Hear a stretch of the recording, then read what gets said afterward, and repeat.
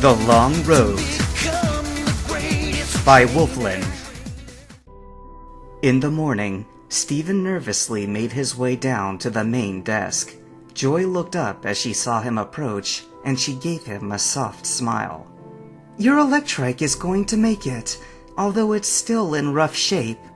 Stephen frowned. "Well, it's not technically mine." "You caught it in a Pokeball, didn't you?" "Yes, but I was planning on releasing it once it was healthy." "Well, that won't be for some time, so I hope you're prepared to care for it." "What do you mean?" Joy paused a moment to take a soft breath, but her voice held strong. "We can only treat Pokemon wounds, not make them heal instantly. Your Electrike will still need care beyond what we can offer for it to properly recover." Stephen didn't bother to correct the nurse this time. "It will? But I thought—" She shook her head. "Pokemon Center healing is very good at taking care of minor injuries and fatigue sustained in battles, but some injuries can be too extreme. Unfortunately, we cannot offer long-term care for every Pokemon that comes in, so we quickly treat Pokemon as best we can. Once they are no longer in critical condition, we release them into the care of their trainers."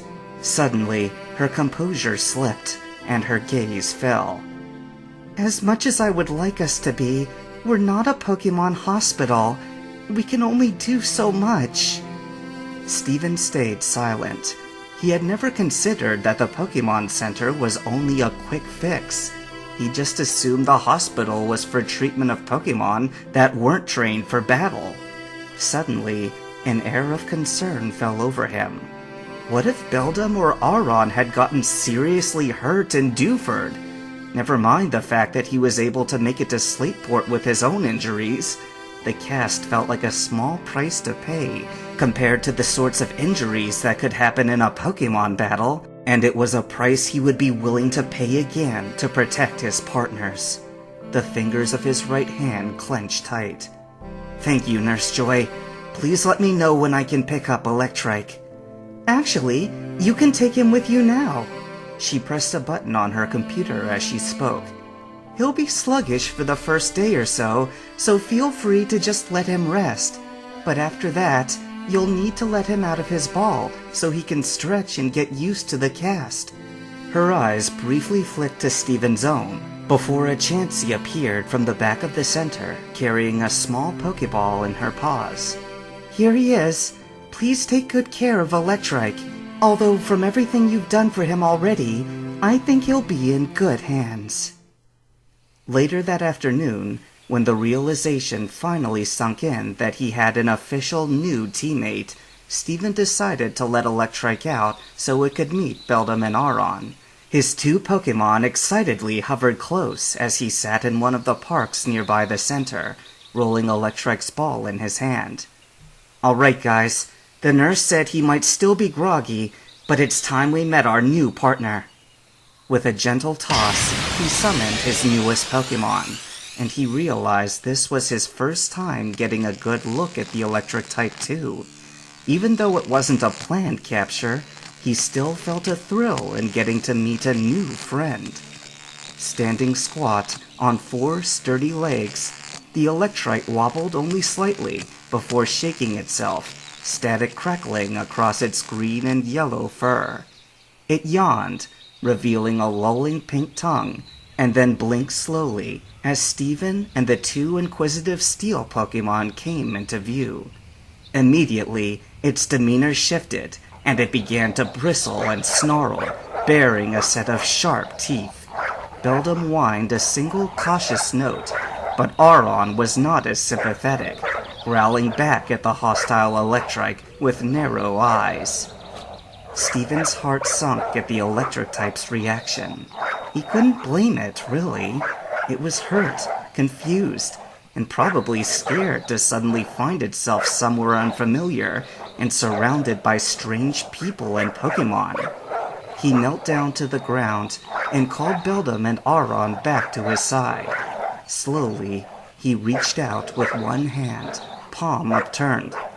"Hey, Electrike, I know it's scary, but we're not your enemy." The air sparked with electric energy as the Electrike tried to edge away from Steven, only to be confused at the odd sensation of a plaster cast restricting the movement of one of its legs. Steven continued to talk softly, letting the Electrike fret over the cast at its own pace.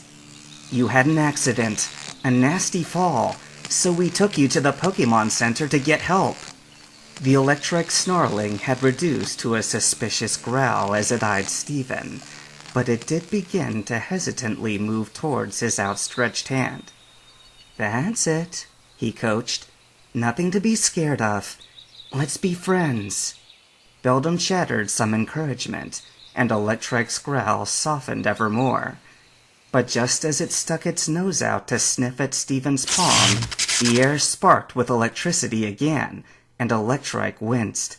Concern flashed across Steven's face as the electric type stumbled backwards, still crackling with energy. Suddenly, it let loose a howl of pain, and an arc of electricity jumped forward and tagged Steven on the wrist. His arm snapped back at the jolt, and Auron barked in warning. But Steven's concern wasn't the tingling sensation that lingered in his fingers. It was the way Electrike twisted and writhed under the assault of its own electricity.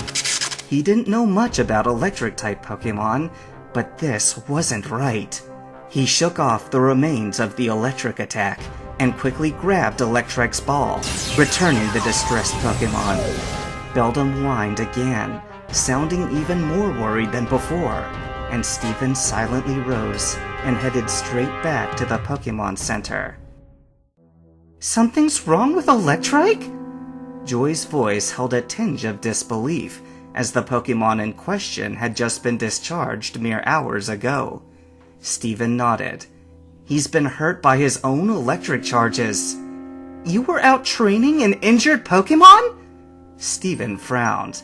He really needed to better explain himself. This was the second time he caused the poor nurse to think he was such a negligent trainer.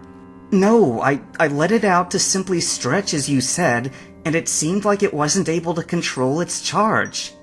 It was Joy's turn to frown.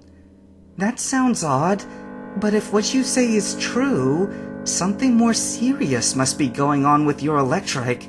But if we didn't catch it during preliminary treatment, then there might not be any more we can do for it here." Steven paled at the nurse's words, but she quickly continued. "I would recommend taking it to the Mauville Pokemon Center right away. Thanks to Watson's expertise, they specialize in electric-type Pokemon care." Immediately, Steven's gaze sharpened.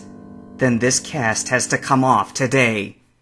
Joy hesitated, but one look at the trainer's determined face told her that he wouldn't back down. "I'll call and see if the doctor has room in his schedule." Steven's mind was a whirlwind as he jogged through the grass of Route 110. On one hand, he was elated. The doctor had agreed to an earlier appointment, and the X-ray came back clear after only 2 weeks' time. His cast was off, and he was fitted with a new, less restrictive sling. Oh, how good it felt to use his arm again! And yet it was just so weak. Even grasping a Pokeball proved to be taxing. The doctor told him his strength would return in time, but right now, time was one thing he didn't have. Not with a dreadfully ill Electrike riding at his hip. As soon as the doctor had adjusted the new sling, he had the all-clear to travel once more, with moderation, of course, and he left Slateport that same day. Nurse Joy had given him directions to Mauville Pokemon Center and wished him a speedy journey, saying she had called ahead to arrange for Electrike's immediate care. So, in the end, Steven had gotten his wish. He was a free trainer once again. And yet, he was plunging headlong towards the next gym without any further training, all for a Pokemon he barely even knew. In the end, the only thing he could do, as he finally jogged into Mauville City, was shake his head. This certainly wasn't a scenario they taught in trainer school.